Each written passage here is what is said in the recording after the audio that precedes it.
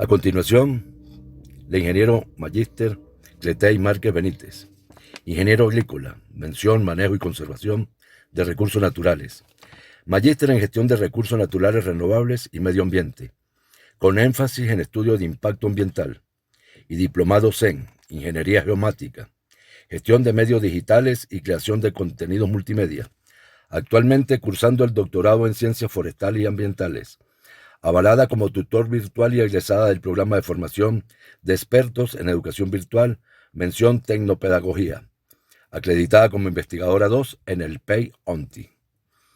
Se desempeña en el Centro Interamericano de Desarrollo e Investigación Ambiental y Territorial de la Universidad de los Andes, CIDIA-ULA, como profesora agregada a dedicación exclusiva, en donde se destaca como coordinadora del programa de maestría en gestión de recursos naturales renovables y medio ambiente, con énfasis en estudio de impacto ambiental, creadora y coordinadora del diplomado online en gestión ambiental y responsable del programa de educación a distancia.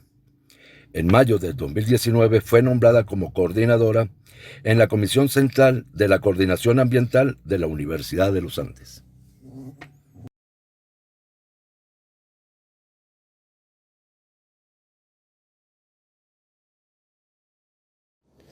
Estimados participantes del segundo Congreso Educativo Internacional de Niveles y Modalidades, les habla la profesora Cletey Márquez Benítez y hoy estaré con ustedes abordando el tópico de la educación virtual, el reto del docente de hoy. Antes de comenzar a hablar de la educación virtual, debemos conocer un poco de historia que nos permita comprender cuáles fueron los pasos previos que dieron origen a este tipo de educación. La primera generación de la educación a distancia nació a finales del siglo XIX a lomos del desarrollo de la imprenta y de los servicios postales. Esta dupla permitía la comunicación entre el alumno y su tutor por primera vez. Pasada la mitad del siglo XX, nace la educación multimedia, en la que con apoyo de audios y videocassettes y el envío y recepción de fax, se hacía posible el proceso de enseñanza y aprendizaje. Posteriormente, a finales del siglo XX, en la década de los 80, se integra la informática y las telecomunicaciones a los procesos educativos, dando origen a la educación virtual, basada en redes, plataformas y programas que permiten compartir recursos, el acceso a la información y la comunicación síncrona y asíncrona entre alumnos y tutores. Posteriormente, esa educación virtual evolucionó con el nacimiento de la web 2.0 y pasó a ser educación social, una educación virtual en la que además el usuario de la información dejó de ser un receptor pasivo de esta para convertirse en un constructor, creador de la información. Y hoy día, con los dispositivos móviles, se habla de educación móvil. Es así como recientemente la educación virtual se definió como el medio que virtualiza los procesos de interacción social de la educación mediante la tecnología, el Internet y las comunicaciones. Así pues, los métodos tradicionales de educación han pasado de solo impartir clases de forma personal o física para impartir conocimientos por medios de instrumentos o herramientas virtuales que permiten compartir información y enseñanzas a un mayor número de usuarios en cualquier momento por un intervalo de tiempo definido y en un ámbito geográfico más extenso. Todo esto basado en principios de autoeducación, autoformación, desterritorialización y descentralización. Visto esto, ahora debemos estar conscientes de que la tecnología influenció dos aspectos principales de la educación: los intereses de carácter pedagógico, administrativo y de gestión, y los cambios en el tipo de competencias reclamadas por la sociedad. Es por ello que el docente de hoy debe reflejar destrezas y conocimientos que le permitan adecuarse a estos avances tecnoeducativos. Las principales aportaciones de las tecnologías de información y la comunicación a la educación han sido las distintas posibilidades que aparecen en el ámbito del aprendizaje formal e informal en entornos abiertos y flexibles. Es así como el desarrollo de las TICs ha abierto un sinnúmero de posibilidades para realizar proyectos educativos en el que todas las personas tengan la oportunidad de acceder a educación de calidad sin importar el momento o el lugar en el que se encuentren. Esto se logra entonces agrupando los elementos y las técnicas usados en el tratamiento e intercambio de la información a través de aplicaciones y servicios abiertos de la web. Ahora bien, debemos tener claro que las TICs dejan de usarse como un elemento meramente instrumental y pasan a ser un objeto que permite elevar la eficiencia del modelo educativo. Se habla entonces de las TACs, las tecnologías del aprendizaje y el conocimiento. Estas posibilitan que el contexto sociotecnológico genere un nuevo modelo educativo que responda a las necesidades formativas de los ciudadanos del mundo. De este modo, las TACs van más allá de aprender a usar las TICs y apuestan por explorar estas herramientas tecnológicas al servicio del aprendizaje y de la adquisición de conocimientos. Pero también tenemos que en un mismo intercambio educativo, el docente además deberá propiciar que el alumno se desarrollen habilidades para la argumentación, negociación, trabajo en equipo y autorregulación, por lo que también deberá motivar a los alumnos, potenciar su creatividad, incrementar sus habilidades multitarea. Y en este contexto, las TICs se transforman en TEPs, tecnologías para el empoderamiento y la participación. Este cambio de un escenario tradicional del proceso de enseñanza y aprendizaje a un entorno tecnológico da lugar a una redefinición de las actitudes, competencias y tareas del profesor. En este sentido, el profesor debe dejar de ser un instructor que domina los conocimientos para convertirse en un asesor, orientador, facilitador y mediador del proceso de enseñanza y aprendizaje, dentro de un modelo constructivista en donde el tutor facilite al alumno las herramientas digitales para que sea capaz de desarrollar los conocimientos de una forma autónoma. Nacen con esto las TPACs, que hacen referencia al conocimiento tecnológico de contenido pedagógico y de aprendizaje, las cuales son un marco donde se identifican y explican los diferentes contenidos y conocimientos que un profesor necesita para enseñar de manera efectiva a través de la tecnología. Las TPACs son entonces el resultado de la interacción de las tres formas principales de conocimiento: contenido, pedagogía y tecnología. El profesor debe hacer uso de las TPACs, en primer lugar, para identificar de manera previa sobre cómo la tecnología puede ayudar a sus alumnos a intensificar el aprendizaje multidisciplinario en campos donde es necesario involucrar otras perspectivas culturales. Y en segundo lugar, para tener conocimiento de cómo las tecnologías pueden integrar y mejorar experiencias educativas al tender puentes en esta red global. Para hacer uso de las TPACs, los rasgos del docente deberán estar orientados en los ámbitos cognitivos, de interacción y afectivos. El papel del docente ahora en este escenario virtual conserva un conjunto de características propias del entorno tradicional de la educación presencial, pero reclama otro tipo de destrezas tales como comprensión de los procesos en línea, habilidades técnicas, habilidad en la comunicación virtual, experto en contenidos y una actitud positiva. Diversos autores coinciden que dentro del ámbito virtual, el docente debe cumplir 5 funciones básicas. La función académica pedagógica, considerada probablemente como una de las tareas más relevantes de cualquier tutor virtual, deberá ser competente entonces el docente en aspectos relacionados con el dominio de los contenidos, el diagnóstico y la evaluación formativa de los estudiantes, además de poseer habilidades didácticas para la organización de actividades. La función técnica en la que el tutor deberá asegurarse de que los estudiantes sean capaces de poseer un cierto dominio sobre las herramientas disponibles en el entorno virtual. Asimismo, deberá prestar atención sobre la inscripción de los alumnos, así como la comprensión por parte de estos del funcionamiento del entorno de comunicación. La función organizativa, que consiste en el establecimiento de unas directrices y normas con respecto a los objetivos de las discusiones que se den, de las rutas teóricas y las prácticas que se siguen, así como la toma de decisiones y todas las acciones que se desarrollen con propósito formativo.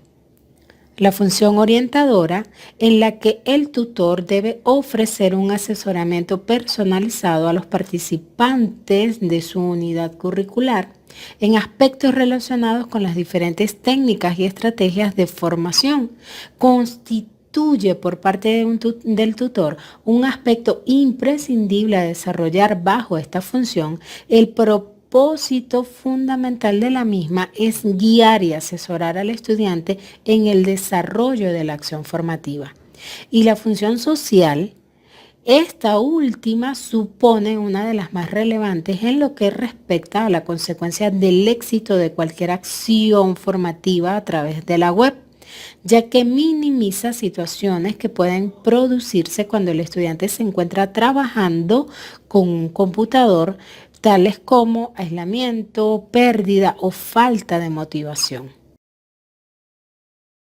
De esta manera, tomando en cuenta las funciones del tutor virtual, sus características principales estarían asociadas a una sólida formación académica, la formación como experto en el manejo de herramientas tecnológicas y una adecuada experiencia en entornos y aulas virtuales, y el desarrollo de habilidades sociales que permitan manejar cuidadosamente las interrelaciones alumno-tutor y comunidad de aprendizaje.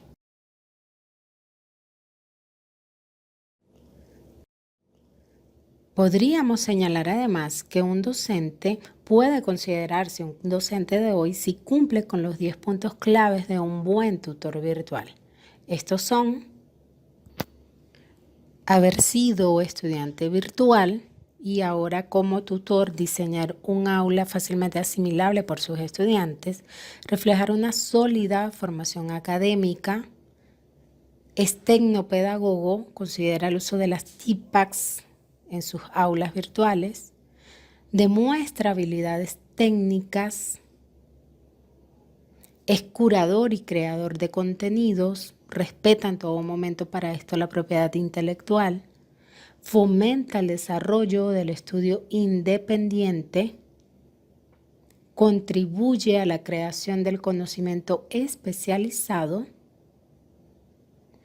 atiende oportunamente los puntos críticos y monitoriza el aprendizaje, presenta un entorno agradable, social y a tono con la imagen institucional, y mantiene un tono cercano, amable y respetuoso para con sus estudiantes.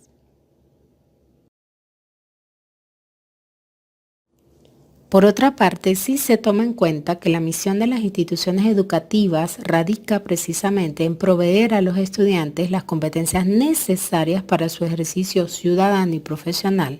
Resulta también evidente que los programas educativos deben incorporar de manera explícita el desarrollo de competencias tecnológicas, las IT Skill o E-Skill, Diversos autores señalan que las IT skills son hoy tan importantes como las habilidades en matemáticas y alfabetización. Es por ello que el documento del Consejo Europeo para la Formación Profesional en la Sociedad de la Información especifica que es necesario desarrollar capacidades híbridas en los estudiantes, de manera que estos relacionen el uso de las tecnologías de información, el uso del hardware y del software con el desarrollo de otras competencias afines. Entre estas competencias afines, conocidas como soft skills, se encuentran habilidades como la argumentación de las propias opiniones, la negociación de significados, el equilibrio afectivo, los idiomas, la capacidad de autoaprendizaje, la adaptación al cambio, la iniciativa y la perseverancia.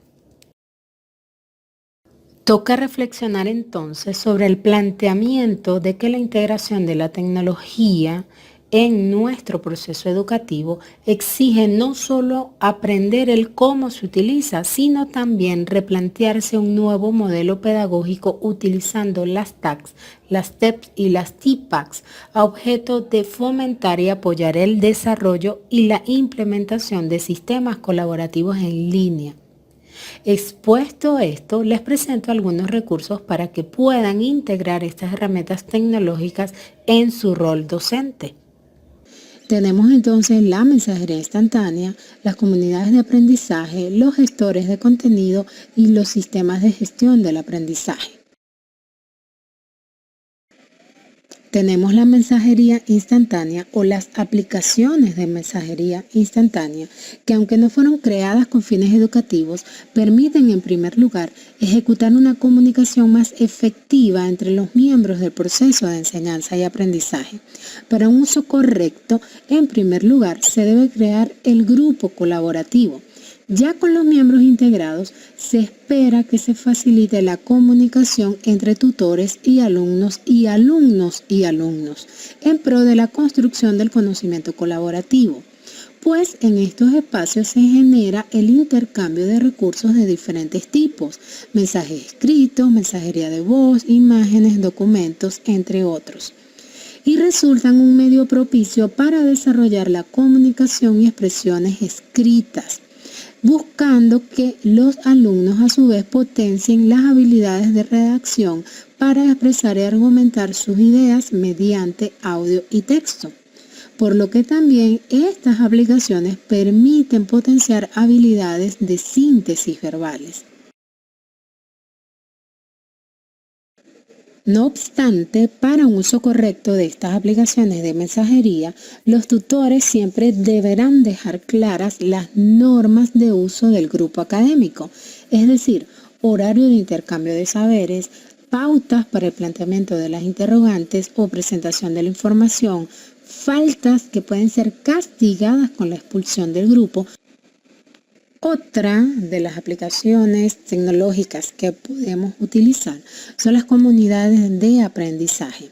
Estas comunidades son conjuntos de individuos autónomos e independientes que trabajan colaborativamente para lograr un ideal común, beneficiándose bajo acciones que comprometen a todos sus integrantes hacia el enriquecimiento global. Estas redes o comunidades de aprendizaje favorecen la publicación de información, el aprendizaje autónomo, el trabajo en equipo, la comunicación, la realimentación, el acceso a otras redes afines y el contacto con otros expertos de otras latitudes.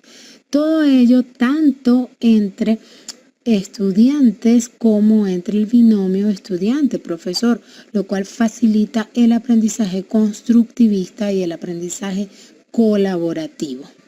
Sabemos que la mayoría de nuestros estudiantes están inmersos en una red social.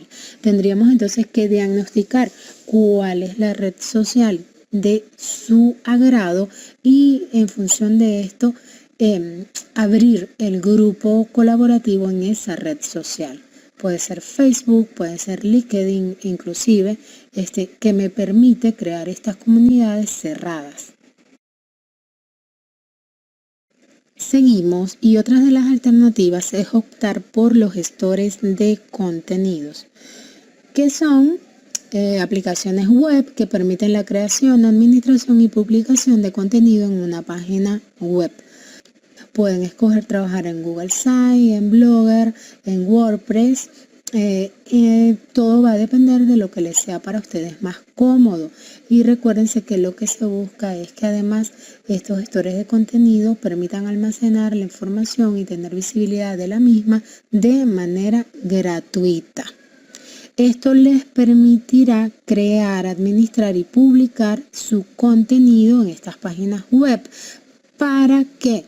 Para compartir enlaces de interés relacionados con el área que están tratando, mantener la relación con sus estudiantes y pares, medir el impacto con el uso de métricas o analíticas que permitan contabilizar el número de visitas o clics a las entradas que ustedes vayan montando en su gestor de contenidos. Lo ideal también es poder tener ese gestor de contenidos, vaciar allí la información, está visible, no está bloqueada al grupo selecto como la comunidad de aprendizaje, está visible al mundo, y lo que tenemos que hacer es vaciar esa información allí, compartir el enlace en nuestra comunidad de aprendizaje o en nuestro grupo de mensajería instantánea. Para asegurar un tráfico constante a nuestro gestor de contenidos, debemos considerar una plantilla con diseño agradable, de fácil navegación para el usuario, mantener contenidos actualizados y pertinentes al tema que queremos abordar, seleccionar cuidadosamente los recursos, las aplicaciones y los formatos para presentar la información, programar las entradas y las publicaciones a compartir. No debe pasar mucho tiempo entre publicación y publicación. Incluir enlaces a las redes o comunidades de aprendizaje que estemos utilizando de manera paralela para gestionar nuestro curso.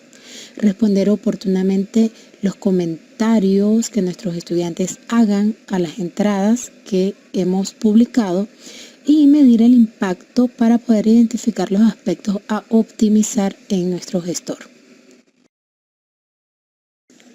La cuarta alternativa que hoy les presento son los sistemas de gestión del aprendizaje, o los famosos LMS por sus siglas en inglés, en las que el proceso de enseñanza-aprendizaje se lleva mediante el uso de recursos y actividades alojadas dentro de un aula virtual en un entorno virtual de enseñanza y aprendizaje. Entonces tenemos allí ese espacio simbólico en el que se produce la relación entre los participantes y sus tutores. En esta aula virtual, entonces lo primero que debemos empezar a diseñar son los recursos que vamos a compartir para guiar el proceso de enseñanza-aprendizaje. Podemos compartir archivos, podemos compartir carpetas, etiquetas, páginas, paquetes de contenido, direcciones URL o diseñar, escribir libros digitales. Estos recursos entonces va a ser información que va a estar disponible en el aula para que pueda ser consultada por los alumnos, pero estos no pueden modificar su contenido. Es información que está allí, vamos a decir, de manera estática para ellos, a menos que nosotros cambiemos su contenido. Ellos no pueden modificarlo. En esta aula virtual también vamos a tener que diseñar con nuestro par las actividades que van a tener que ejecutar los alumnos para demostrar que están alcanzando, logrando el proceso de enseñanza-aprendizaje. Base de datos, va a participar en un chat, va a ejecutar una consulta, va a presentar un cuestionario, va a realizar una intervención en un foro, un aporte en el glosario, en un wiki, va a tomar una lección, va a incluir herramientas externas, va a ejecutar una tarea, va a participar en un taller. ¿Cuáles son entonces esas actividades que demuestren que el alumno está siguiendo el proceso de formación? el o los canales tecnológicos y de comunicación que seleccionemos en nuestro rol docente, en todo momento, tanto tutores como alumnos deben actuar sobre la premisa: las reglas no cambian solo porque estés desde la virtualidad. En este sentido, cuando hagamos uso de los canales de aprendizaje y comunicación que hayamos elegido, debemos identificarnos, mantener un tono y lenguaje respetuoso, tener presente las normas de seguridad, no revelar información confidencial ni aspectos privados, respetar los derechos de autor y la propiedad intelectual, estudiar la veracidad y confiabilidad de la información que compartimos. Vamos a evitar efectivamente en todo momento copiar y pegar sin citar, y debemos adoptar criterios lingüísticos acertados y mantener una conducta ética. Ya para culminar, les dejo la interrogante: ¿la educación virtual en Venezuela será un reto o una deuda? Rememoremos el famoso decreto 825, mediante el cual en el año 2000 se declaraba el acceso y el uso de Internet como política prioritaria para el desarrollo cultural, económico, social y político de la nación. En el artículo 7 se dictaminaba que el Ministerio de Educación, Cultura y Deportes, en coordinación con los Ministerios de Infraestructura, de Planificación y Desarrollo y de Ciencia y Tecnología, presentarían anualmente el plan para la dotación de acceso a Internet en los planteles educativos y bibliotecas públicas. En su artículo 8, además, se establecía que en un plazo no mayor de 3 años, el 50% de los programas educativos de educación básica y diversificada deberán estar disponibles en formatos de Internet, de manera tal que permitan el aprovechamiento de las facilidades interactivas. Preguntémonos entonces si esto que fue estipulado en el año 2000 realmente se cumplió. Pareciera que hubiese quedado en una utopía y que en esta situación mundial de esta pandemia que hoy día estamos viviendo, la educación virtual salió a flote por primera vez. Pero ya sabemos que han pasado 20 años desde ese tan famoso decreto 825. ¿Se habrá cumplido lo que establecía el decreto? Es una interrogante que debemos plantearnos y que responderá a la inquietud. ¿Es acaso un reto que ha impuesto esta pandemia o será una deuda que tenemos? Espero que la información presentada haya sido de su utilidad y quedo a su disposición en caso de tener interrogantes. Muchas gracias.